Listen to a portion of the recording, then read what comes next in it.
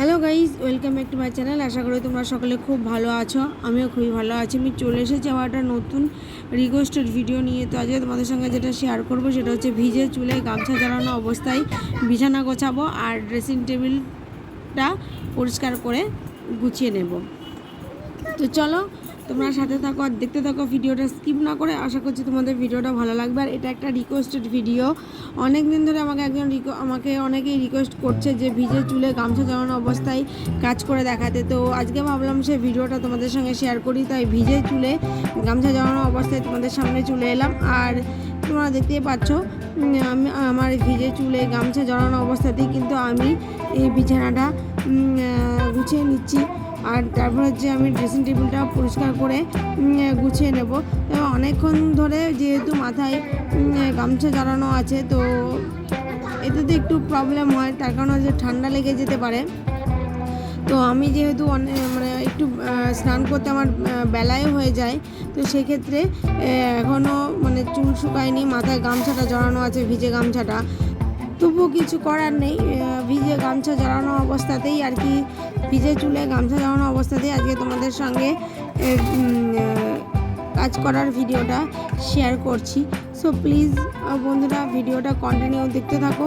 আশা করছি তোমাদের ভিডিওটা ভালো লাগবে। তো দেখতেই পাচ্ছ যে আমি বিছানার চাদর পেতে নিলাম আর বালিশের কভারগুলোকে পরিয়ে নেব। তো কভারগুলো পরিয়ে নেওয়ার পরে তারপরে ড্রেসিং টেবিলটাকে একটু ভালো করে গুছিয়ে নেবো। তখন ড্রেসিং টেবিলটাও ভীষণই নোংরা হয়ে আছে।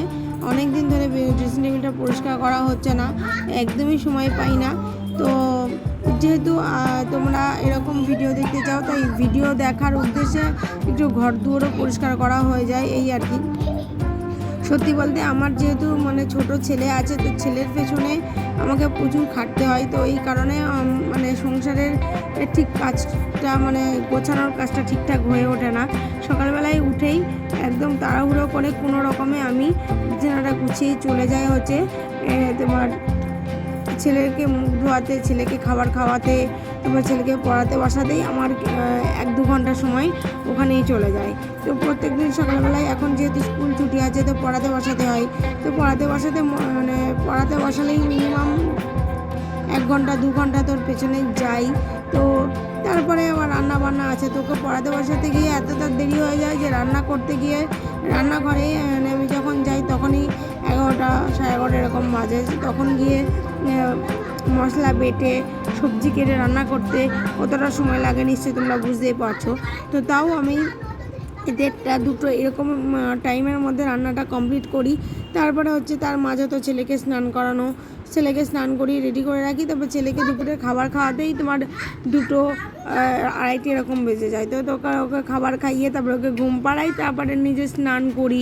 তো এইভাবেই যে কীভাবে যে দিনটা কেটে যাচ্ছে, মানে দিনের পর দিন রাতের পর রাত আমার এইভাবেই কেটে যাচ্ছে। মানে সংসারের এই কাজ করতে করতেই দিন চলে যাচ্ছে। মানে আমি এই যে এইটুকু যে কাজ, মানে এই কাজটুকু করতেই আমার অনেকটা সময় চলে যাচ্ছে। তো আজকে যেহেতু একটু সন্ধ্যাবেলায় সময় পেয়েছি, তাও সন্ধ্যাবেলা বলতে এখন মোটামুটি তোমার 7:30-8টা বাজে। তো এই কাজগুলো সেরে তারপরে আবার আমি আমার ছেলেকে পড়াতে বসাবো। আর যেহেতু এখন স্কুল ছুটিতে স্কুলে অনেক কাজ দিয়েছে, তো সেই কাজগুলো কমপ্লিট করতে হচ্ছে। তো এই কাজগুলো কোনো রকমে করে নিয়ে তারপরে আমি পড়াতে বসাবো। তারপরে পড়ার থেকে উঠিয়ে তারপরে আবার রাতের খাবার খাইয়ে ঘুম পাড়িয়ে দেবো। এইভাবেই আর কি সকাল থেকে রাত পর্যন্ত কেটে যাচ্ছে। যেহেতু তোমরা একটু এই কি বলবো গামছা বান হেয়ার স্টাইলে একটু এইরকম ভিডিও দেখতে চাইছো, তাই তোমাদের উদ্দেশ্যে অ্যাকচুয়ালি আমি বলছি যে তোমাদের জন্য আমার একটু ঘরটা পরিষ্কার হয়ে গেল, ড্রেসিং টেবিলটা পরিষ্কার হয়ে গেল, মানে ভিডিও বানানোর উদ্দেশ্যে। তাছাড়া সেরকমভাবে ঘর আমি খুব কমই পরিষ্কার করার সময় পাই। মানে বিছানাটা পরিষ্কার করে রাখি, কিন্তু ড্রেসিং টেবিলের যে আর কি বলবো যে মানে 4 দিন 5 দিন যেতে না যেতে ড্রেসিং টেবিলের ওপরে ধুলো পড়ে। মানে এত যে ধুলো কোথা থেকে আসে ভগবান জানে, আমি নিজেই বুঝতে পারি না।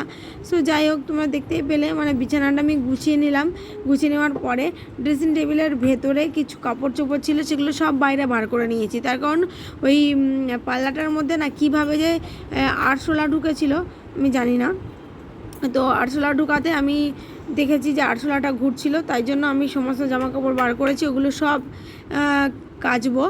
আর তারপরে তোমরা দেখতেই পাচ্ছ যে এখানে যে সমস্ত আর্টিফিশিয়াল গাছগুলো দিয়ে সাজানো ছিল, মানে আমি যে সুন্দর করে ঘরটা সাজিয়ে রাখবো তারও উপায় নেই।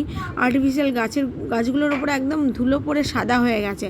তো ড্রেসিং টেবিলটা একদম ধুলো পড়ে গেছে, তোমরা ক্যামেরায় দেখতেই পাচ্ছ কীভাবে ধুলো পড়েছে। এখানে এত ধুলো কোথা থেকে আসে, শুধু সকালবেলায় আমি একটু জানলাটা খুলি যাতে সকালের একটু মানে মুক্ত বাতাস ঘরের মধ্যে আসে। অ্যাকচুয়ালি এই কারণে সকালবেলায় জানলাটা খোলা। তারপরে দুপুরের দিকে আমি জানলাটা বন্ধ করে দিই, তার কারণ প্রচণ্ড রোদ। আর এত রোদ যে মানে জানলা বন্ধ না করলে ঘরটা গরম হয়ে যাবে, তাই সেক্ষেত্রে আমি জানলাটা দুপুরের দিকে বন্ধ করে দিই।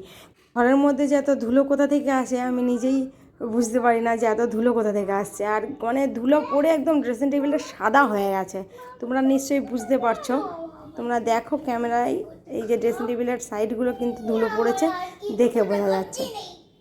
তো যাই হোক, আমি কিন্তু ড্রেসিং টেবিলটা ভালো করে পরিষ্কার করে আমি গুছিয়ে নিচ্ছি। আর আমি কিন্তু একটা করে আর্টিফিশিয়াল গাছ দিচ্ছি আর তার সাথে একটা করে শোপিস দিচ্ছি। অ্যাকচুয়ালি এই শোপিসগুলো না আমার শোকেসের মধ্যে গোছানো ছিল, তো শোকেস থেকে আমি বার করে নিয়ে এসেছি, 2-3 দিন হয়েছে। তো তারপরে ভালো করে পরিষ্কার করে নিয়েছি। আর আর্টিফিশিয়ালের গাছের পাশেই আমি সুন্দর করে গুছিয়ে রেখে দিয়েছিলাম।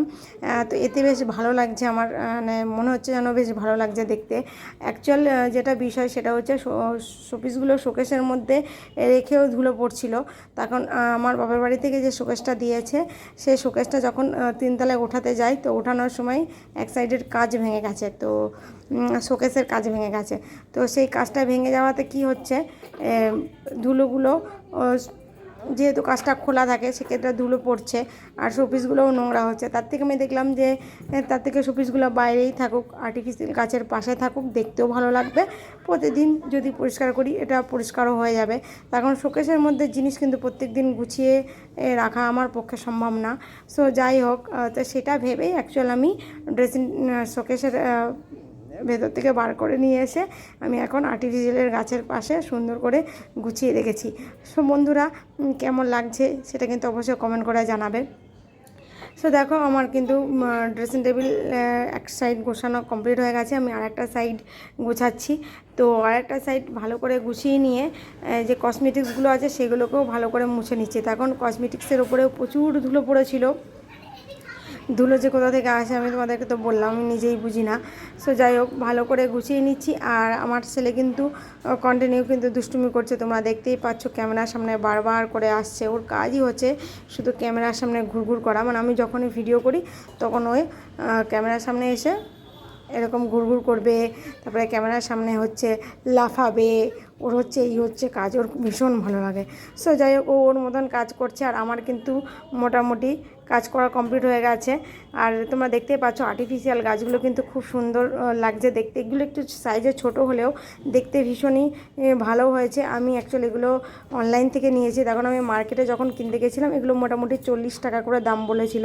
আর অনলাইন থেকে যেহেতু আমি কিনেছি এগুলো একটু কম দামের হয়ে গেছে, মানে 26 টাকার মধ্যে পার পিস পেয়ে গেছি। মানে একসঙ্গে 6টা-7টা করে নিয়েছি, তো তাই একটু কম দামের মধ্যে হয়ে গেছে। সো গাইজ, আমার গোছানো কমপ্লিট হয়ে গেছে আর ভিডিওটা কিন্তু এখানেই শেষ করে দিলাম। তোমাদের সঙ্গে দেখাবে আবার অন্য কোনো নতুন ভিডিওতে। ততক্ষণ তোমরা ভালো থেকো, সুস্থ থেকো। বাই বাই বন্ধুরা। ভিডিওটা ভালো লাগলে একটা লাইক করে দিও। Bye bye.